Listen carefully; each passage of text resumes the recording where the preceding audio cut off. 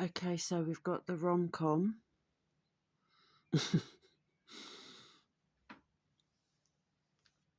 But we need the love story.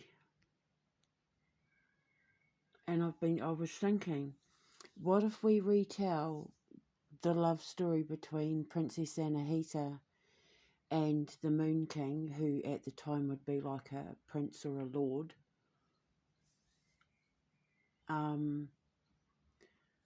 But live action, like with real people. Now, obviously, nobody is ever going to get to play Brahines other than me, or like if I have a daughter in the future. So I would have to, the movie would have to be telling right up until the point where he stabs her in the heart and she dies and transforms and becomes Brahines Aithusa, but obviously I'd have to rewrite it, retell it, because the original is the Disney princess version.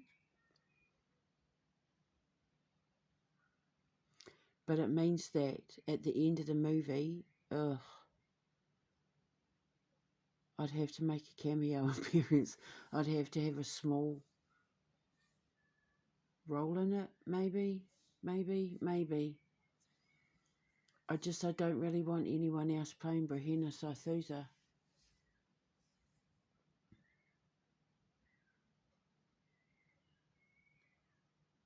But, I mean, it's a real life love story. It's not like she would actually be being Brahines Aithusa. It would be retelling the love story between Anahita, or, Queen Aithusa. Well, she's Queen Aithusa at the end. Princess Anahita and Lord, or Prince Moon, Lord Moon, Prince Moon. It would be telling it would be like a Shakespeare-style tragedy, wouldn't it? Because remember, in Princess Anahita, they're in love, everything's going wonderful, and then the evil witch Queen Starmala comes along and uses illusions and smoke and mirrors to trick him into thinking that she is a dragon of destruction, that she's turning into like a demon. She makes him think that her dragon, when she's learning to become the dragon, the golden dragon, she tricks him into thinking that she's actually a demon, and so he slays her. And then he realizes the truth. He slays her and runs away, and when he realizes the truth and, tries to come back, the enchanted forest has disappeared, the Kelly forest has disappeared, the Earth Kingdom has disappeared, and she's no longer there. She's transformed to become the Golden Dragon. So I would need to rewrite that into a live action narrative where he betrays her and runs away, leaves her, and then when he realizes the truth and comes back, like maybe she's left the country, maybe she moves, maybe well, I mean, that's what I could do, obviously, because it wouldn't be covering, unlike the Dragon Princess, it wouldn't be covering like her magic training and learning to do her spells and talking to animals, and I mean, she might talk to animals, she probably will talk to animals, but it's probably more along the lines of, she's going to be learning and training to be a thing. She's still a student in her craft, or whatever it is. It could be, maybe I might have her be like a script writer or a lyricist or something like that. And she meets him. Maybe he's a performer. Maybe he's a producer. I don't know, but they'll work in the same kind of industry or something. And they'll have this big romance. There'll be the betrayal. And then when he turns up at her house, somebody else answers the door and says, no, she left the country. or she doesn't live here anymore. She moved to Hollywood, or I don't know. But that's what I'm thinking, because in the Dragon Princess, when he stabs her in the heart and she becomes Prehenna, she takes her place on the North Star to be the guardian of the children on the North Star. So maybe,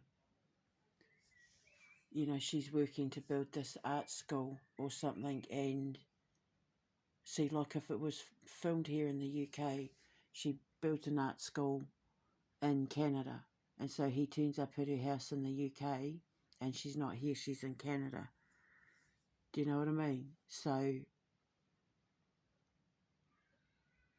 the thing I'm having trouble with is the Prehenna bit,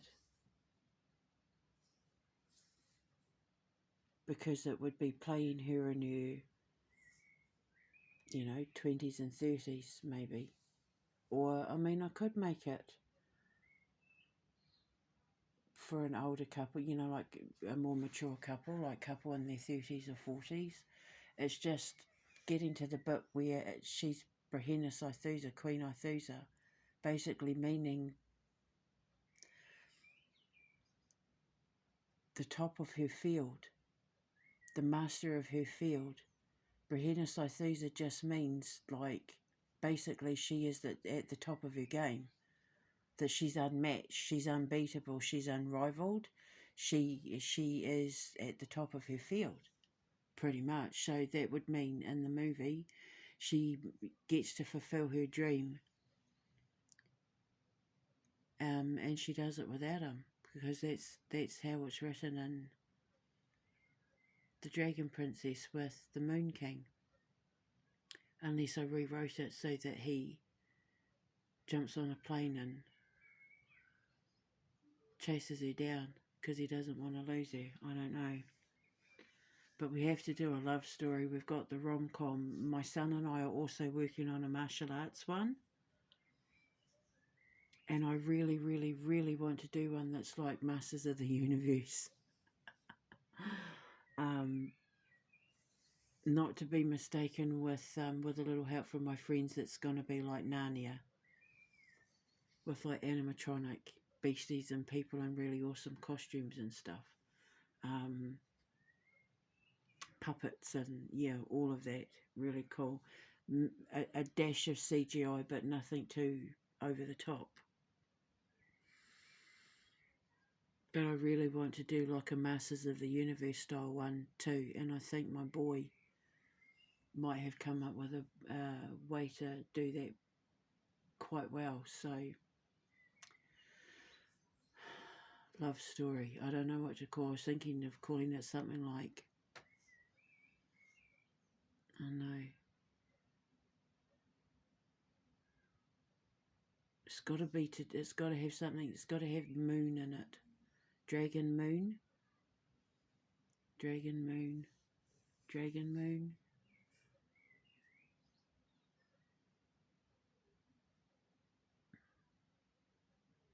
Moon dance.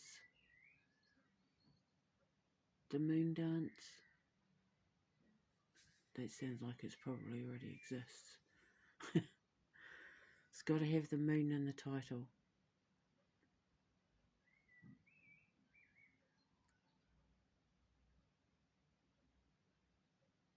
I want it to be like, maybe, like The Notebook, or where people are desperate for this couple to be together, where people yearn for this couple to be together because they belong together. They bring out the best in each other. They bring out the passion and the worst in each other because of that pent up sexual tension. Obviously, it's not going to be a kids' movie. It's going to be, but I'm pretty sure I can write this in a way that's going to have a lot of people feeling for the couple.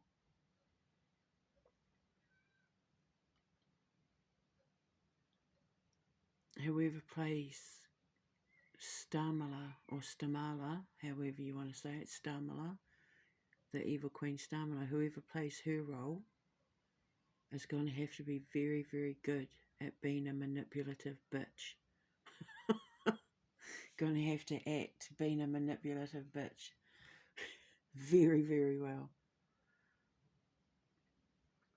Golden moon, twin moon, under the moon, man in the moon already exists. Under the moon, I'll figure it out. Get myself some good script writers, and we can all sit down and brainstorm and let kids get involved in the filming of it all. The more stuff I come up with, the busier it keeps the kids, you see. So, because obviously it's like going to be like their version of our version of work-based training. They're going to learn on the job, literally. So my boys and I have to come up with plenty of things for them to do, covering as many fields as we can. And we have to do genres, and obviously the more foundations I build, I can hand them a certain amount of games and movies and shows and that to make, and outsource everything that we're making, you know, to the other foundations. And when they're not making my stuff, they can, you know, for the empire, they can make their own, using our resources and that to make their own stuff. It's like a whole thing I'm not going to go into, a whole like business plan I'm not going to go into, but I'm really looking forward to interviewing musicians and writers and, you know, people that I'm going to be employing as the kids' mentors or big brothers and sisters, so to speak, den mothers and den fathers, whatever you want to call them, their teachers, their mentors, interviewing them and saying, now, you do understand that you may at some point end up in a movie. Are you okay with the fact you might have to dress up in a Halloween costume and be a zombie? I say zombie because that's what my boy used to call them when he was little. Or, you know, you might just be a customer in the background. You might be just someone walking down the street. You might have a speaking role. You might have a actual, like, in front of the camera role where you've got to do a thing. But are you up for that? Because otherwise, if they say no, then I can't employ them. Because we're going to be an all hands on deck empire, including me. Which is why, even though I'm going to have to, I'm perfectly fine lending my voice to things. It's been on camera. So, because I'm not an actor, I don't want to be an actor. I have no interest in acting, but there's only two people in this entire world that will ever be able to play Brahena Saithusa, and that's me or my daughter. And if it's a love story about her, I mean, we could have it so that it's them when they're young, and then, like, you know, maybe the last, like, few minutes of the movie is them meeting up, like, years later. Because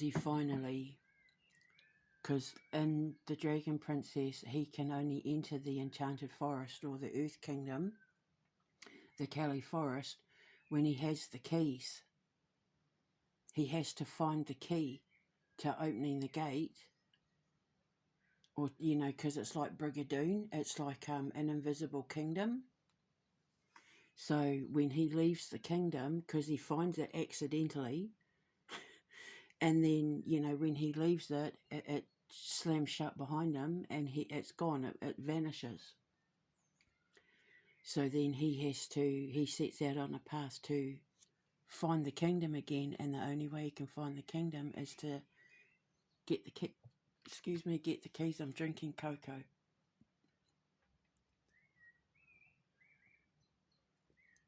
Cocoa's good for inflammation. It helps my stomach. Yeah, so Do I write it in that he finds the keys, or do I leave it as it is, where she just goes off and does her thing, and he has to watch her rise?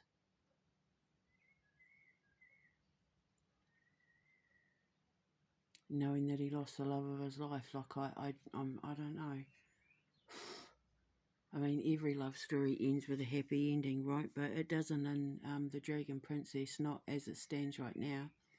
I had originally rewritten it where, as she's rising, he's transforming, where he goes from being like the Wolf King to the Eagle King to the Moon King. But then I decided that the Wolf King was her best friend, Luca, from my coat of arms, my Callahan coat of arms. But yeah, transforming from Lord Eagle, Prince Eagle, whatever, Duke, the Eagle Duke or whatever, to the Moon King, because as she's ascending, he's ascending as well.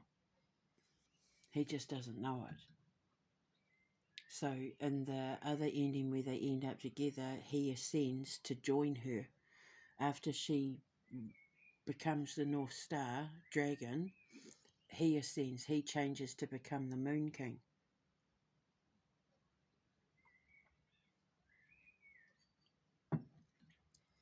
So it depends on how I'm gonna do it, but in the love story they probably end up together. I'm probably gonna have them ending up together, where he finds her, where he's able to track her down and gets the keys. He's given the keys to unlock her heart, and then they finally end up together. So yeah, got to do a love story. I just don't know what to call it yet. Under the Moon.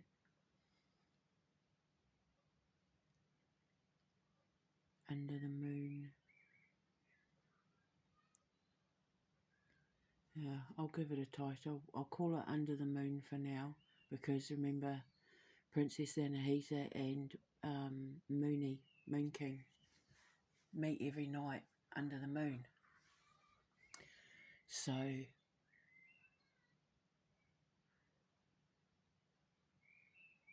yeah, Under the Moon.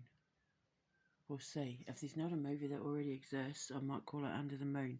For now, we'll put a pin in it.